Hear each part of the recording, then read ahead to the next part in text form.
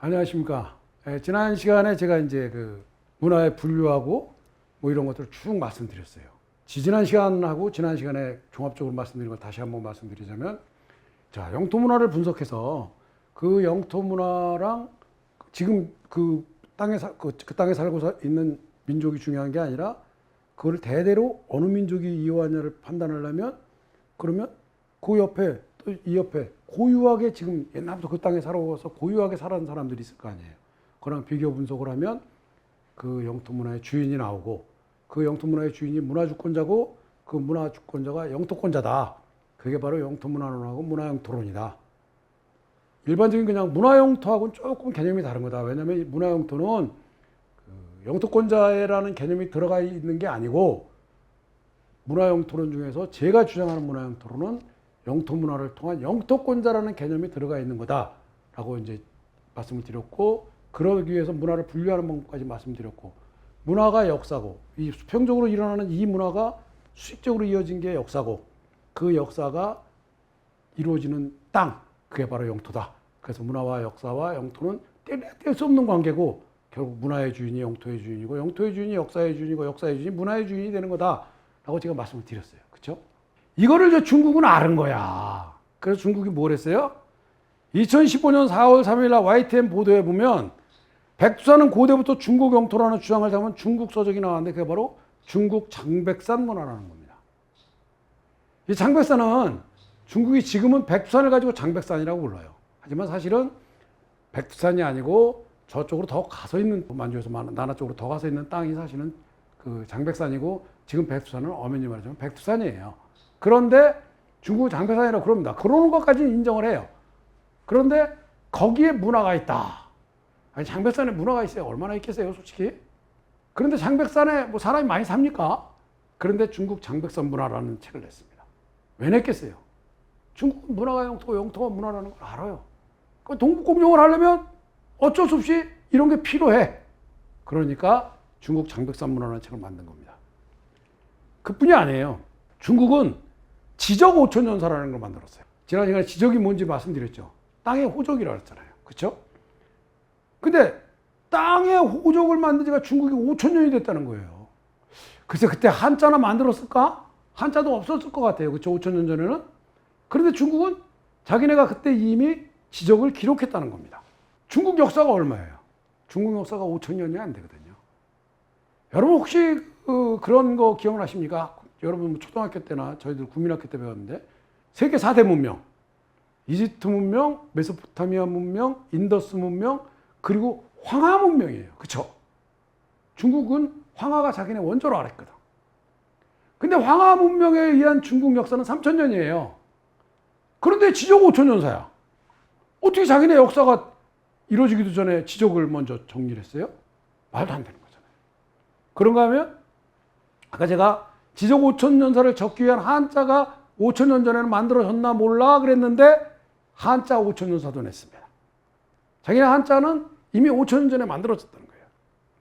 그뿐이 아니라 인물과 사건으로 보는 중국 5천년사 상권학원을 상하 5천년사. 그러니까 인물도 5천년, 글자도 5천년, 지적도 5천년. 중국은 자기네 역사를 5천년으로 만들기 위한 문화를 계속 개발해내는 거예요. 그 개발은 뭐예요? 왜곡이죠, 왜곡. 그게 한족 중심의 중국이 지금 벌이고 있는 행동입니다. 그리고 이게 한글판까지 다 나왔어, 지금. 지적 5천년사는 아직 모르겠어요. 그렇지만 한자 5천년사, 중국 상하 5천년사, 1권, 2권, 이건 다 한글판까지 나와서 판매가 되고 있어요. 그 우리나라 사람이 번역을 했다? 글쎄요, 그건 뭐 저도 자세히 모르겠지만 좌우지간 그런 게 지금 현실입니다. 중국은 자기네 문화와 역사를 5천원으로 만들고 있는 거예요. 왜 그랬겠어요? 혹시 이 기사를 보신 적이 있는 분이 있을지 모르겠는데, 세계일보 2013년 9월 23일 인터넷판을 보면, 미국의 안보 전문 싱크탱크인 랜드 연구소는 최근 북한 붕괴 가능성을 대비한 방안이라는 보고서를 내놨다고 러시아 일간 루시스카야 가제타가 전했다. 근데 그 내용이 뭐냐면 북한 현 정권이 갑자기 붕괴할 경우 예상되는 한미 중 3개국의 군사적 충돌을 막기 위한 예상 시나리오입니다. 첫째는 지금의 압록강과 두만강에서 50km 내려온 지점입니다. 둘째는 로스 오브 평양, 즉 평양 북쪽 청천강입니다. 청천강을 기점으로 하는 겁니다. 그리고 셋째는 평양, 즉 남쪽인 대동강을 기점으로 하는 겁니다. 남북한이 통일이 돼도 갈 수 있는 데가 맥시멈 압록강에서 50km 내려온 지점인 거예요. 이 안에 따르면. 그런데 이 랜드 연구소가 무슨 그 조그만 구멍가게가 아니에요. 미 국무부 국무성 그 산하 연구기관이에요. 그럼 미국에서 이런 연구 보고서가 왜 나왔겠어요? 미국에서 이런 연구 보고서가 나온 이유는 바로 조금 전에 제가 중국에서 중국이 왜 문화를 5,000년으로 만들겠어요? 역사를 왜 5,000년으로 만들겠어요? 여차해서 북한이 경제적이든 정치적인 어떤 이유 때문에 붕괴할 경우, 자, 우리 이 5,000년 역사가 여기까지야 하고 밀고 내려오겠다는 겁니다. 이게 결국 동북공정하고 연결이 되는 거예요. 동북공정이 그냥 하루아침에 나온 게 아니에요. 이게 왜 동북공정하고 연결이 되는 거예요? 고구려 역사가 자기네 역사라고 우기면 고구려가 내려왔던 데가 어딥니까? 고구려가 여러분 보통 아는 데가 바로 대동강, 청천강일 거예요. 그리고 조금 줄여 잡아도 국내성이라고 지금 사람들은 국내성이 여기라는데 그 사실은 여기가 아니에요.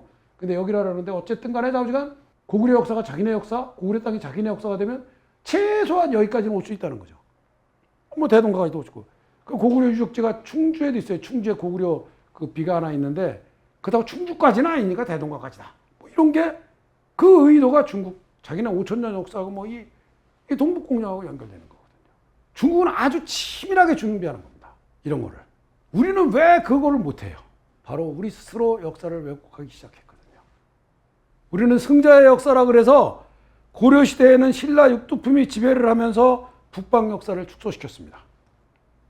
그리고 조선시대에는 명나라를 배려하기 위해서, 왜? 명나라를 등에 업고 나라를 지켰으니까, 나라를 세웠으니까 명나라를 배려하기 위해서 스스로 역사를 왜곡했습니다. 고려시대와 조선시대의 왜곡이 사실은 가장 컸죠. 물론 영토는 후기신라, 조금 그분 후손들이 듣기에는 좀 그렇겠지만 김춘추가 당나라를 등에 업고 나라를 팔아먹은 거죠. 나라 땅을. 이완용만 나라 땅을 팔아먹은 게 아니에요. 김춘추가 당나라랑 같이 동맹을 맺고 그리고 고구려 땅을 당나라한테 헌납하고 그 백제하고 신라 땅만 사실 합쳤다고 봐도 무리가 아니죠. 그래서 통일신라가 아니라 후기신라라는 게 맞는 겁니다. 그리고 실제로 당나라 지배하에 그렇다고 만주가 들어간 게 아니라 아까 제가 말씀드린 대진국, 우리가 흔히 발해라고 하는 나라가 대조영에 의해서 건국됐기 때문에 그때는 남북국 시대였고, 그거는 뭐 이미 조선시대에 유득공이 발해사를 쓰면서 그렇게 얘기를 했어요. 남북국 시대다. 남북국 시대였고 그거는 통일신라가 아니잖아요. 그러니까 후기신라라는 게 맞죠. 자, 좀 어쨌든 간에 영토면에서는 후기신라가 그렇게 됐지만 고구려 시대에 육두품의 그 후기신라를 주도했던 육두품에 의해서 북방 역사가 축소됐고 조선시대에는 명나라를 배려하기 위한 왜곡이 있었다는 겁니다. 자, 고려시대에 왜 신라 육두품들이 그 왜곡을 했겠어요? 첫째는 신라 육두품들의 욕심입니다. 무슨 소리냐? 왕건은 북진 정책을 해야 된다. 나라를 세우면서 그랬어요. 그래서 왕건의 그 후녀 10조에 보면 북진 정책이 있습니다. 들어가 있습니다. 그런데 뒤를 이은 왕들은 어때요? 북진 정책을 못해. 물론 하고 싶은 마음은 있었을 거예요. 하고 싶은 마음은 있었는데 왜 못했겠어요? 바로 신라 육두품들이 그걸 막았기 때문입니다. 고려시대 로드맵을 그린 거는 고려 성종 때 이제 그 유학이 들어오면서 그 최승로가 유학을 바탕으로 고려 로드맵을 그립니다. 그런데 신라 때는 여러분 아시다시피 진골, 성골, 그 뭐 육두품이 이렇게 되다 보니까 육두품이 올라갈 수 있는 관직이 어디예요? 육두품은 17관등 중에서 제6관등인 아창까지밖에 못 올라갔어요. 오관둥인 대하참부터는 못 올라가요. 지금으로 말하면 아마 중앙부서 국장쯤 될 거예요. 거기까지만 육두품이 올라가는 거지 그 이상은 못 올라가는 거야. 아유, 근데 이게 웬일이야. 고려시대가 딱 되니까 지금으로 말하면 대통령만 빼놓고 옛날로 말하면 임금만 빼놓고 다 안 해. 조선시대 관지 그러면 영의정 이것도 뭐 얼마든지 할 수 있어. 또 우리가 알다시피 자기가 장관, 차관 뭐든지 다 할 수 있어요. 그런데 그 좋은 자리를 만약에 북쪽 사람들 즉 대진국 출신들이 들어오면 나눠 먹어야 되잖아요. 그러니까 북쪽 사람들을 배척하기 시작합니다. 북쪽 사람들을 배척하니까 그에 대한 불만이 커지면서 결국은 북쪽 사람들이 힘을 합치게 되고 서경천도를 주장하는 묘총 같은 스님이 나오는 거예요. 그 묘총이 서경천도를 주장합니다. 서경천도는 북쪽으로 가자는 거예요. 쉽게 말하면 개성에서 서경으로 가자는 거니까 북쪽으로 가자는 거예요. 그 서경의 의미가 지금의 평양이냐 아니면 고려 초기의 서경인 요양이냐의 의미는 또 별개입니다. 윤용성에 있는 요양이 바로 고려 초기의 서경이라는 학설은 지금 많이 나오고 있어요. 근데 거기로 가는 거냐 평양으로 가는 거냐 나중이라는 거예요. 우선 자기가 북쪽으로 가자는 거잖아요. 그러니까 김부식을 시작으로 한 이 경주파들이 안 돼. 그걸로 가면 북쪽 애들이 들어와. 북쪽 애들이 들어오면 우리 간직 정해진 건데 나눠 먹어야 돼. 그러니까 못 나눠 먹어. 라고 해서 묘총을 묘총의 난이라 그러죠. 우리가 흔히. 묘총의 난을 평정하고 그리고 삼국사기를 씁니다. 그런데 그 삼국사기에 보면 신라가 기원전 57년, 고구려가 기원전 37년, 백제가 기원전 18년으로 기록되어 있어요. 우리가 이렇게 얼핏 생각할 때 고구려가 제일 먼저 생겼을 것 같지 않아요? 바로 삼국사기에서 신라 우선주의, 신라가 최고라는 걸 만들기 위해서 이렇게 건국연대를 매기는 겁니다. 분명히 고구려 건국연대는 왜곡된 거예요. 뒤에 자세히 나오겠지만 그래서 그 단재 신채호 선생께서 뭐라 그러셨습니까? 우리가 뭐 불후의 명조 조선상고사 말로는 다들 그래. 근데 그 조선상고사에 있는 걸 희한하게 요즘 학계에서 인정을 잘 안 해. 말로는 불후의 명조 뭐 조선 최고의 뭐 유사일의 최고의 사학자 이래가면서 그분 말씀을 잘 안 들어. 그 이유가 뭐겠어요?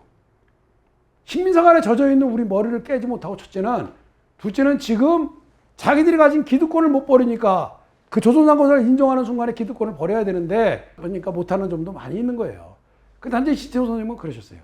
신라 우선주의를 만들기 위해서 머리를 삭감했다. 무슨 소리냐면 고구려 역사 초반부 역사를 쳐버리고 기원전 37년을 한 거다. 기원전 190년 전후로 몇십 년에 고구려는 생겼다라고 그러셨어요. 조선상고사에 보면 나옵니다. 그런데 우리는 그거를 인정을 안 하고 있다 보니까 결국은 지금 만주에 대한 영토권을 주장하는데 막 무리가 따르는 거예요. 고구려 건국연대만 잘 정리되면 그게 편안하게 넘어갈 수 있습니다. 한상훈 문제고 뭐 다 정리가 돼요. 이제 그 뒤에 나옵니다. 이 뒤에 이제 자세하게 설명해 드릴게요. 근데 이 고구려 성종 때 유학을 받아들이면서 최승로가 통치맵을 그렸다 그러는데, 그래서 이 북방 쪽을 줄였다 그러는데 그때 딱 한 분 계시죠. 그래서는 안 된다. 그게 바로 천추태후입니다. 물론 제가 소설로 썼지만 그 확실한 그때 그 뭐 증거도 없고 이래서 제가 그거를 이렇게 논문을 쓸 수가 없어서 사실은 소설로 쓴 거예요. 근데 여러분이 제가 책 광고 천추태후 쓴 지도 오래됐기 때문에 지금 잘 팔리지도 않아. 지금은 그때는 또 많이 팔렸어요. 근데 제가 이렇게 책 광고하려고 그러는 게 아니니까 이렇게 솔직히 말씀을 드릴 수 있으니까 저는 그때 천추태후를 북벌, 즉 우리의 고토를 찾으려고 계획한 고려 최고의 여걸이라 했습니다. 왜 그랬겠어요? 천추태후는 실제로 우리 이 고려 성종 때 목종의 어머니가 천추태후인데 성종의 목종 삼촌이에요. 그리고 성종이 집배를 했다가 이제 목종이 정통이거든, 정통. 그래서 목종은 다시 왕위를 넘겨주는데 그리고 목종은 실각합니다, 중간에. 천추태후도 그때 실각하죠. 그 천추태후가 실제로 그 노력을 많이 했어요. 그래서 거란 침입 때 그 성종, 거란 성종하고 같이 합의도 보고 우리 이러지 말고 그냥 당신의 송나라 쳐라. 그 송나라 치면 우리가 뒤에서 절대 공격 안 하고 우리가 오히려 서포트를 해줄게. 이런 것도 있어요. 아마 고려사에 보면 한 줄 몇 단어 나옵니다. 몇 단어. 그런 거를 기초로 제가 이제 소설 한 권을 쓴 건데 저는 그래서 고려 최고의 여걸이라고 썼어요. 그걸 빼놓고는 유학을 받아들이면서는 송나라에 충성하게 바쁜 거예요. 그러니까 북쪽 영토를 얘기하면 안 되는 거죠. 그러니까 대진국 영토를 그때 사실은 포기한 거나 마찬가지입니다. 자, 그럼 조선은 어때? 그 고려는 그래도 양반이에요. 조선은 요동수복을 하라고 군대를 만들어서 주니까 가다 말고 유화도에서 쌩그르르 도는 거예요. 유화도에서 돌았다는 것은 사실 중요한 겁니다. 비록 유화도에서 이성계가 군대를 돌려서 고려를 멸망시키고 자기가 집권을 하면서 뭐 이런 거는 뭐 좋다 나쁘다는 나중에 그 역사학자에 따라서 또는 여러분 스스로 판단하실 일이지만 이때 유화도에서 돌렸다는 거는 왜 중요하냐면 유화도가 압록강에 있잖아요. 그렇죠? 근데 요동수복을 하러 갔었어. 그러면 요동이 우리 영토였다는 거예요. 우리 영토도 아닌데 요동수복을 하러 갑니까? 요동 침략하러 가는 거지. 요동이 우리 영토인데 그거를 갖고 이것들이 지네 영토 안 돌려주고 거기 뭐 쌍송 총관분이 뭐니 막 세워놓으니까 그거를 되찾아라 하는 게 수복이거든. 그 단어의 의미는 상당히 큰 거거든요. 요동수복의 의미는. 우리는 이렇게 물증이 있는데도 그거를 간과하고 넘어가기 때문에 지금 영토 수복을 못하는 거예요. 이성계는 요동 수복을 하러 가다가 돌아선 사람이지 요동 침략을 하다 돌아간 사람이 아니거든요. 역사가 기록하고 있잖아요. 요동 수복은 뭐예요? 요동을 찾으러 가는 거야. 가다가 말고 마음이 변해서 돌린 데가 어디야? 유화도야. 왜? 장마철이고 농사철이고 뭐 어쩌고저쩌고 해서 지금 가면 안 된다. 그래서 나는 어쩔 수 없이 돌린다 라는 핑계를 댔지만 좌우지간 요동 수복을 위한 군대였거든요. 그러니까 요동이 우리 영토였다는 거죠. 그래서 요동 수복을 갔다가 횡그르르 돌려서 왔는데 하필이면 그때가 원명 교체기였고 이성계는 누군가를 택해야 되는데 지는 해 원나라보다는 뜨는 해 명나라를 택하자. 그래서 몽골의 후손 몽골의 나라인 원나라보다는 한족의 중국을 택한 겁니다. 그래서 연호 한 번 못 사고 못 써보고 망했어. 그런데 나중에 대한제국으로 넘어가면서 연호를 쓴 거죠. 그전에 연호가 없었잖아요. 우리 고유의 연호가. 그런데 그것까지만 했으면 좋은데 고려사를 썼는데 고려사도 한번 고쳤잖아요. 그래서 고려 영역도 축소하고 고려 역사도 축소가 됩니다. 이렇게 명나라 시기에도 한족은 만주를 실질적으로 그런데 명나라 시기에도 한족은 만주를 실질적으로 지배하거나 그러지는 않았어요. 왜? 명나라는 한족의 자기 백성들을 살게 안 했어요. 한족이 만주로 넘어오기 시작한 건 1920년대입니다. 이제 통계 자료를 쭉 보면요. 1920년대에도 한족은 거의 없었어요, 만주에. 그리고 이제 후에 이렇게 해서 넘겨오고 나중에 이제 중국 공산당이 지배를 하면서 그때 이제 막 우리 조선족을 우리 동포들이죠. 조선족이라는 우리 동포들을 내몹니다. 왜? 거기 옴당옴당 모여 살다가 이것들이 언제 변할지 모르니까. 그리고 좋은 조건을 막 제시해서 도시로 가게 해요. 그리고 한족을 막 이주시킵니다. 또 좋은 조건을 제시해서. 이거는 지배하기 위해서 어쩔 수 없이 이런 정책이 인구 정책이니까. 어쨌든 이렇게 돼서 그 명나라는 만주에 살거나 만주를 생활용토로 삼지 않았어요. 만주에 대한 문제는 오로지 청나라와의 문제입니다. 여러분 명나라 지도 이렇게 저기 나중에도 보실 기회가 있으면 보시겠지만 명나라 우리하고의 국경인 요동 팔참 서쪽 즉 만주에는 여진족이 제일 많이 살았어요. 우리 한민족하고. 한족은 없었어요. 근데 여진족이 뭐예요? 바로 청나라를 세운 만주족이거든. 명나라 때도 여진족이 거기 제일 많이 살았어요. 우리랑 같이. 그리고 청나라의 발상지, 즉 여진족의 발상지가 바로 만주야. 그래서 만주에 대한 문제는 청나라와 우리의 문제지 명나라의 문제가 아닌 거예요.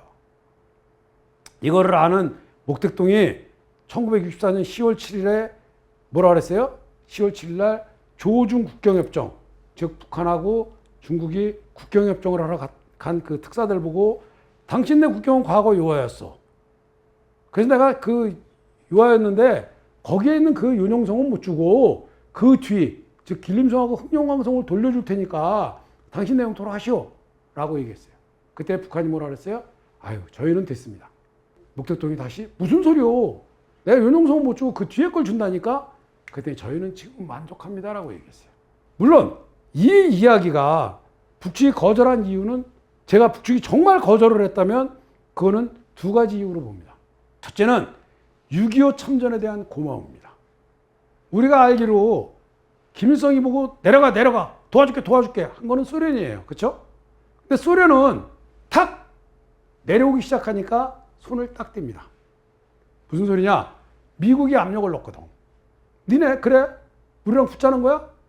그러니까 소련은 이제 내려오기 전에 무기 지원하고 뭐 탱크니 뭐 이렇게 비행기 준 거는 있지만 군사고문단조차 보내지 않아요. 아, 이거 소련이 그 걱정하지 마. 우리가 가서 다 도와줘. 군사고문단이고 오히려 잘하면 병력까지 보내줄게. 이래갖고 밀고 내려오는 왔는데 딱 손을 끊으니까 김일성이 참 난감한 거죠. 대비도 없던 우리는 3일 만에 그냥 밀려 내려갔지만 그리고 서울 뺏기고 어쩌고 이랬지만 미국이 그래? 그러면 연합군 조직해. 이래갖고 밀고 들어오니까 북한은 소련이 도와주지 않으니까 어떻게 해? 도망을 갔죠.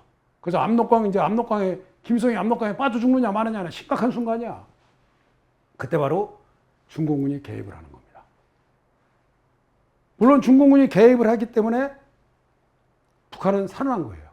안 그랬으면 그때 통일됐겠죠. 그렇죠? 근데 중공군이 개입을 할 때 통계에 의하면 3명의 총 한 자로 갖고 왔어요. 사람은 엄청 왔는데 총은 3명당 한 자로. 무기가 없으니까. 그때나 지금이나 중국 못 살아요. 지금 중국 잘 사는 것 같죠. 지금도 못 살아. 하여간에 3명당 1명이 무기를 들고 온 거예요. 소위 말하는 인해전술이라 해서. 근데 여러분 인해전술 그러면 야 중국이 무기같이 못 사는 나라가 하는 거다 하는데 그게 아니에요. 원래 인해전술이라는 그 전술학에 인해전술이 있습니다. 인해전술은 무조건 밀고 들어가서 근접해서 그 총검으로다가 상대를 해쳐라. 그런 전술학이 사실은 있는 인해전술이에요. 그리고 중국이 그래? 그럼 중국이 못 살지만 인구도 많고 그러니까 그냥 인구 정리될 겸 파병했나? 절대 아닙니다. 그때는 중국이 49년 10월 1일 날 정부 수립을 하잖아요. 그렇죠? 중화인민공화국. 중공이죠, 중공. 중공을 만들면서 중국이 뭘 합니까? 자기도 엄연히 사회주의 국가, 공산주의 국가인데 소련에 맨날 짓눌려 살거든. 그러니까 이 기회에 우리가 북한을 파병을 해서 북한을 우리 편으로 한번 만들어보자. 라는 게 중국의 첫 번째 목적이었어요. 사람 많이 남으니까 보내는 게 아니라. 그 증거가 뭐냐면 마오쩌둥이 아들이 마오 안익입니다. 그냥 병사들만 보낸 게 아니라 자기의 외아들을 북한 파병할 때 같이 보내요. 그리고 그 총사령관이 누구예요? 마오쩌둥의 오른팔 내지는 왼팔, 마오쩌둥의 수족과 같은 팽덕회입니다. 팽덕회를 총사령관으로 해서 자기 아들을 같이 보내요. 그 아들이 바로 6.25 때 우리나라에서 전사를 합니다. 그때 참전해서. 그래서 그 무덤이 평양 국립묘지에 있어요. 그래서 중국에서 가끔 중국 파설단이 북한에 왔는데 평양 국립묘지를 방문했다고 뉴스에 나올 때가 있어요. 어떤 때 우리나라 뉴스에. 그러면 우리는 그 사람들이 평양 국립묘지를 자기네 우방이라 우리를 말하면 동작동 이렇게 가서 이렇게 근데 우리는 미국에 사서라도 동작동 가는 거 못 봤는데? 라고 생각하실 수 있는데 분명히 말씀드리지만 그거는 북한군들을 뭐 이렇게 조문하러 가는 게 아니라 마오 안익 묘를 참배하러 가는 겁니다. 마오 안익 묘가 바로 평양 국립묘지에 있거든요. 이 정도로 목택동은 홍과 열을 다해서 사실은 6.25 때 북한을 지원해 준 거예요. 그러니까 김일성이 거기에 대한 보답으로 그 땅 됐습니다라고 얘기할 수도 있고 또 하나는 중국과 소련 사이에 그때 서로 잘났다고 국지전까지 1969년에 중소국제분쟁으로다가 우스리강에서 국지전까지 벌였잖아요. 그렇죠? 그럴 정도 전쟁까지 했다고요. 그때 막 중국군 한 100여 명 죽고 막 러시아고 소련군도 60명 죽고 뭐 부상자는 엄청나고 이 정도로 국경 분쟁을 할 때거든. 그러니까 여기 잘못 꼈다가는 큰일 나겠구나. 바로 흑룡강성이고 길림성이면 그거니까 북한이 중국한테 우리는 지금으로 만족합니다라고 얘기했을 수도 있어요. 그런데 중요한 거는 이게 아니고 이게 첫 번째, 두 번째도 아니고 바로 이 세 번째일 수 있다는 겁니다. 그 세 번째가 였을 확률도 제일 크고요. 뭐냐? 여러분 혹시 1963년에 주은래가 연설했다는 거 들어보신 적 있습니까? 그때 우리나라 자료가 중국에서 나오니까 그때 아마 제 기억으로는 서른 전 국회의원이 서른 지금도 국회의원인가 모르겠는데 그러니까 그분이 중국에서 공부하면서 그 자료를 뭐 발견해서 이렇게 공포했다고 그래서 우리나라 뉴스에도 막 나오고 이런 적이 있어요. 보도된 적이 있는데 근데 1963년에 주은래가 연설을 하는데 중국도 과거에 우리 요하 동쪽이 우리 땅이었다는 걸 주은래가 인정을 했다라는 뉴스가 막 나오고 그랬어요. 기억하시는 분도 계실 거예요. 지금도 인터넷에 나옵니다. 그런데 중요한 거는 뭐냐? 그때 주은래가 한 연설을 우리는 마치 인정했다. 동봉정 인정했다니까 그건 우리 땅이다. 이렇게 얘기를 하지만 주은래가 한 연설은 그게 아니에요. 자세히 읽어보세요. 우리 조상들이 여러분의 조상들이 차지하고 있던 땅을 빼앗고 여러분을 압록강 너머로 가게 했어. 그것까지 인정을 해. 맞아. 그리고 만주에는 여러분들의 유족들이 여러분의 조상들의 유족들이 많이 나오고 제국을 중화인민국을 건설할 때 여러분의 조상들이 우리 중국으로 망명해서 같이 뭐 투쟁을 해줬고 어쩌고저쩌고 인정을 다 해요. 그런데 그 중간중간 나오는 말이 더 중요한 거예요. 뭐냐? 여러분들이 우리가 과거 그 역사가 맞아요. 그러나 그거는 과거예요. 내가 그 과거를 대신해서 여러분들한테 사과할게요 라는 거예요. 그러면 과거에 그런 일이 있었다고 그래서 지금 나네 거 아니야. 그거는 과거야. 지나간 거야. 지금은 우리 거야. 그럴 때가 대신에 사과한다니까 바로 이 내용이에요. 그런데 우리는 꼭 아전인수격으로 주을래도 인정했다. 인정하면 뭐합니까? 안 준다는데. 바로 이걸 수 있다는 거예요. 바로 목택동이 그때 저희 됐습니다. 이제 이 얘기를 듣고 싶었기 때문에 이 얘기를 당신 땅의 과거는 유하여소까지 얘기했을 수도 있다는 거예요. 그러면 이게 어디 나오느냐? 이게 2011년 선즈와 교수가 바로 호주에서 이 발표를 합니다. 그래서 여러분이 지금 보시는 이 내용입니다. 당신의 국경의 과거는 유하여소. 냉정시대의 사학자라고 알려진 선즈와가 이렇게 했다. 베이징대 북경대죠. 겸임교수인 선즈와 어쩌고저쩌고 했는데 그가 1964년 10월 7일 목택동과 중국을 방문한 북한 관리들 간에 당신의 국경의 과거는 유하였소 하니까 저희는 매우 만족합니다 라고 했다 라고 했어요.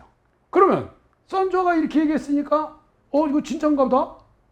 근데 왜 걔들은 북한 애들은 이거 안 갖는다 그랬지? 저는 아까 세 번째 말씀드린 그거 북한이 안 간다 그러지 간다 그러지 그건 확실히 모르겠고 이런 뉴스를 내보냄으로써 니네는 이미 니네 준다라는 땅도 아니라 그랬잖아. 그러니까 이거 우리 땅이야를 확실히 굳히기 위해서 이랬다는 거예요. 아니 1964년 10월에 있었던 일을 왜 2011년에 이거를 뉴스에 내? 저희도 궁금하지 않으세요? 저는 그래서 그런 게 아니냐. 만약에 그리고 이게 중국 당국하고 반대되는 의견이었다면 선주화가 지금도 중국에서 강사 잘하고 있고 교수 잘하고 있거든요. 중국이 그런 나라입니까? 이게 선주화가 자기 마음대로 이런 거 발표했다면 거기 교수하게 놔두겠어요? 최소한 죽이지 않았으면 추방이지. 그런데 지금 교수 잘하고 있어요. 그걸 봤을 때는 이거는 주을래가 연설한 것처럼 자, 니네 스스로 포기했으니까 우리한테 딴소리 하지 마 라는 확증을 주기 위한 것이 아닌가 라는 생각을 해봅니다. 자, 오늘은 이제 또 여기까지 하시고 다음번에는 그렇다면 고조선 영토 바로 단재 신채호 선생님이 뭐라 그러셨어요? 역사만이 희망이다. 그런데 고조선 역사가 없으면 한국사도 없다고 그러셨어요. 그럼 고조선 영토가 왜 중요하고 왜 중요하고 있을 거 아니에요.